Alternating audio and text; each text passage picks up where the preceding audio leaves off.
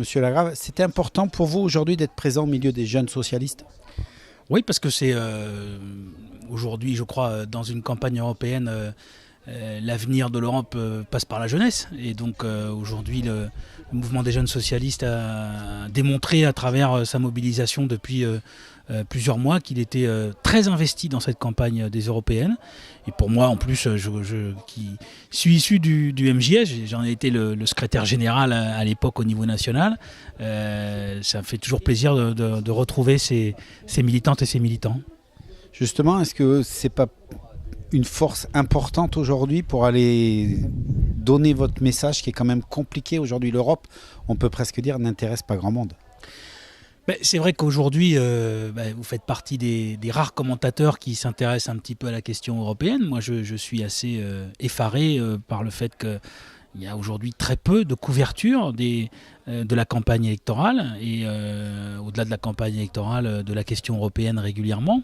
Je dois dire que de quel côté qu'on se tourne, finalement, sur tous les sujets, il y a aujourd'hui de l'argent européen, notamment dans ce département, dans cette zone du département, sur la côte sud, où il y a beaucoup d'argent de l'Europe qui est arrivé pour des maisons de santé, pour le littoral, pour les voies vertes, pour des entreprises, pour la formation, pour la mission locale.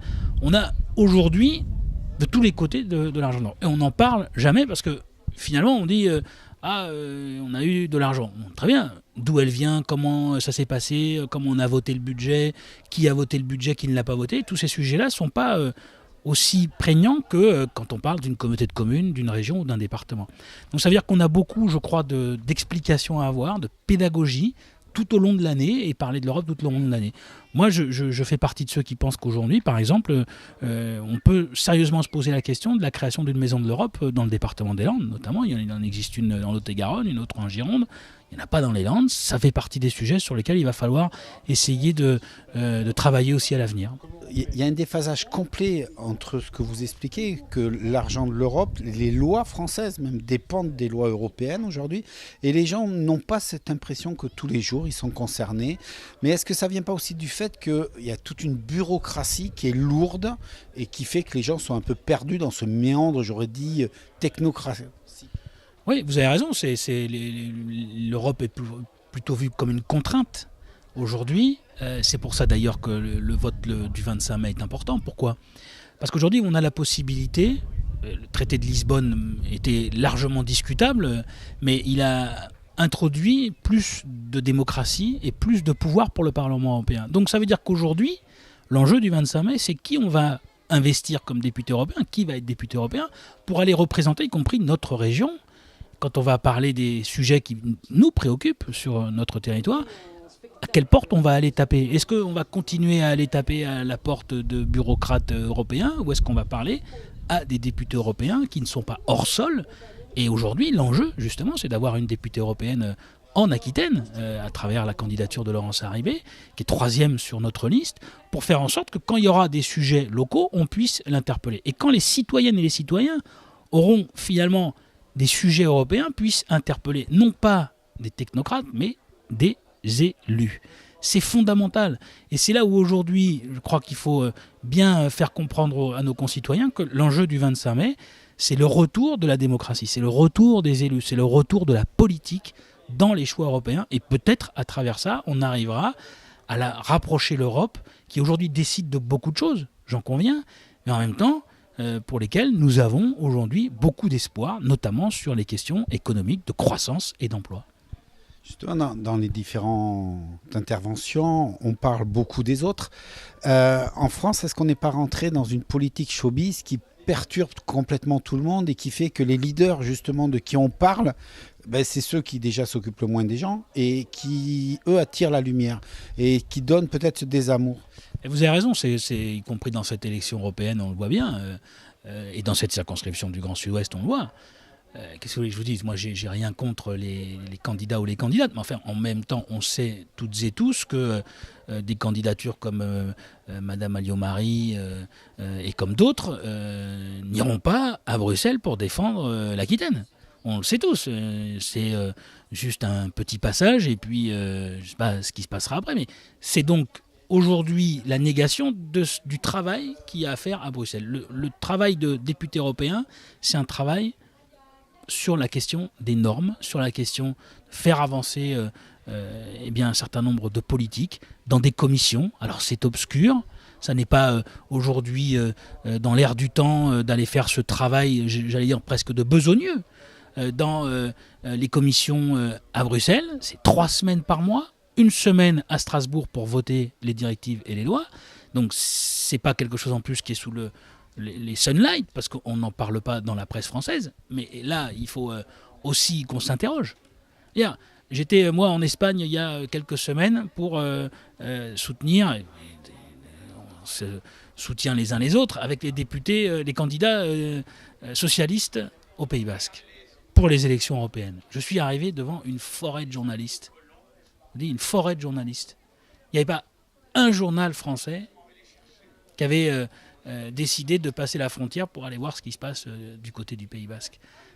On a aujourd'hui à Bruxelles 3, 4 représentants permanents de la presse française. Rien que pour la région Euskadi, il y en a une centaine.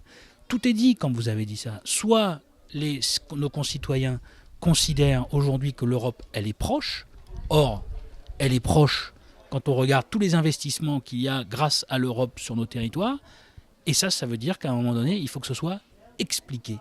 On ne peut pas aujourd'hui demander aux responsables politiques, même si c'est évidemment ce qu'ils doivent faire pour expliquer la démocratie, pour expliquer les enjeux des élections, mais dans le reste de l'année, nous pouvons faire des comptes rendus de mandat, nous pouvons faire des permanences, on peut rencontrer les professionnels, mais qui doit retranscrire, en tout cas, l'ensemble des débats européens, si ce n'est les commentateurs. Moi, je suis très frappé par l'écart qu'il y a, d'ailleurs, entre les commentaires qui sont faits sur l'Europe, sur le territoire français, et ceux qui sont faits à nos portes, c'est-à-dire en Espagne, très, très proche d'ici. Comment convaincre justement que les gens aillent voter, qu'ils se rendent bien compte ? Il y a beaucoup d'arguments pour aller voter pour l'Europe. D'abord, c'est un scrutin européen. Et la première chose, c'est de savoir qui avait le pouvoir depuis 10 ans. C'est M. Barroso et la droite. La deuxième, c'est est-ce qu'on veut vraiment que ça bouge au niveau, y compris de l'Europe et au niveau de la France, par rapport aux questions qui sont aujourd'hui devant nous économiques. Ça veut dire qu'il faut desserrer les taux européens, notamment sur la question des 3%, sur le budget de l'Europe, pour pouvoir nous donner aujourd'hui la possibilité d'investir. Il faut un plan d'investissement, il faut un salaire minimum, il faut une fiscalité européenne qui évite le dumping, il faut une Europe de la défense, parce qu'on ne peut plus aujourd'hui être seul à intervenir dans d'autres pays. Ça veut dire aujourd'hui qu'il y a tellement d'enjeux dans cette élection européenne qu'il faut peut-être les résumer à un seul. C'est qu'on est à un moment assez historique. On a le choix aujourd'hui, à travers notre vote, de décider qui sera le président de la Commission européenne. Soit on continue avec M. Barroso et ses orientations politiques qui sont celles des conservateurs, soit on change avec Martin Schulz, qui est le candidat des socialistes européens. Ma dernière question va concerner un sujet dont on ne parle pas beaucoup, je trouve, et qui pourtant pour moi est très important. C'est qu'en ce moment, en dehors des élections, se traite un traité entre l'Europe et les États-Unis qui, c'est rare que je donne un jugement, mais me paraît quand même assez dangereux pour notre liberté. Quelle est la position chez vous ? Très simple. D'abord, aujourd'hui, il y a déjà eu plusieurs éléments de ce traité qui ont été refusés par le Parlement européen. Et sur le mandat qui a été donné par le Parlement européen à la Commission pour ce traité, aujourd'hui, les socialistes français se sont abstenus. Pourquoi ? Parce qu'il y a aujourd'hui tous les éléments de déséquilibre qui sont en cours par rapport à ce traité et sur lesquels on est plus que circonspect, notamment sur les volets agricoles, les volets des échanges industriels, sur la culture. Donc il y a aujourd'hui, j'allais dire, des éléments qui font penser qu'il ne faut pas adopter ce traité. Néanmoins, le sujet qui est devant nous, c'est de savoir est-ce que ce traité, il est équilibré. La réponse, c'est qu'on n'a aucune information de la Commission européenne nous permettant de dire oui ou non. On a des supputations, mais on n'a pas d'informations. Donc d'abord, nous, on réclame la transparence pour savoir qu'est-ce qu'il y a dans ce traité. La deuxième chose, c'est que ça va durer quand même quelques années. La troisième, c'est qu'aujourd'hui, par contre, ce qu'il faut, c'est qu'on rééquilibre les rapports entre les États-Unis et l'Europe. Pourquoi ? Aujourd'hui, 85% des marchés publics européens sont ouverts à la concurrence pour les entreprises américaines. Il y en a seulement 35% des marchés publics américains qui sont ouverts aux entreprises européennes. Il y a un déséquilibre qui n'est pas supportable.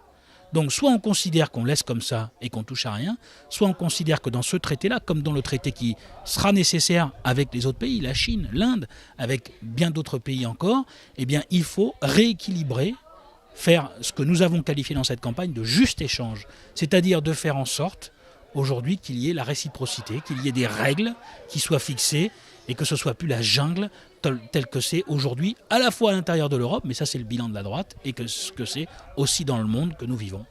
Justement, comment on peut rassurer les gens au quotidien sur ce problème de dumping, de différence sociale qu'il y a d'un pays à l'autre, qui fait qu'on se voit, on prend toujours l'exemple un peu caricatural du plombier polonais et du maçon portugais, mais c'est quand même une réalité au quotidien. Quelles sont les règles aujourd'hui concrètes qui arrivent ? C'est très simple. Il y a d'abord, depuis quelques semaines, une directive sur un détachement des travailleurs qui a été votée par le Parlement. Alors on peut dire que ce n'est pas assez, mais elle commence à répondre justement à ce fameux plombier polonais. Tout simplement parce qu'on va considérer que le travailleur qui arrive dans un pays, il est obligé, et l'entreprise en l'occurrence, est obligée de respecter les règles du pays, c'est-à-dire le salaire minimum, les règles de cotisation sociale et ainsi de suite. Ça a été voté il y a 1 mois et demi. Personne n'en parle. Mais la réalité est là. La deuxième chose, c'est que sur le dumping fiscal, et c'est là où on a un enjeu, c'est la fiscalité européenne. Vous êtes assez tranquille avec le fait que si demain c'est M. Juncker qui est élu président de la Commission européenne, rien ne bougera. La proposition que nous avons faite dans cette campagne, que nous menons dans cette campagne, c'est justement d'augmenter la fiscalité européenne, de l'harmoniser pour éviter le dumping à l'intérieur de l'Europe qu'on est en train de vivre, et surtout d'avoir des règles de juste échange à travers des écluses justement fiscales et des écluses de taxes qui permettent petit à petit d'augmenter le niveau et d'harmoniser le niveau fiscal à l'échelle de l'Europe et dans les échanges que nous avons avec les autres continents. Parce qu'on n'est plus dans des échanges entre la France et d'autres continents, on est dans des échanges, l'Europe et d'autres continents. Donc c'est aussi un enjeu très clair du 25 mai, c'est de mettre des règles dans la mondialisation, de dire aujourd'hui l'Europe ne peut plus être le ravi de la crèche de la mondialisation dans lequel on ne peut plus mettre aucune règle à tout cela. Non, il faut en mettre, et c'est ce que nous proposons aussi dans cette campagne, concrètement dans le manifeste notamment des socialistes européens autour de la candidature de Martin Schulz. Et là, on va finir en rappelant quand même aussi une chose importante, c'est qu'on n'a pas le temps de réfléchir dans cette élection, c'est-à-dire qu'on a une voix, mais on la donnera qu'une fois.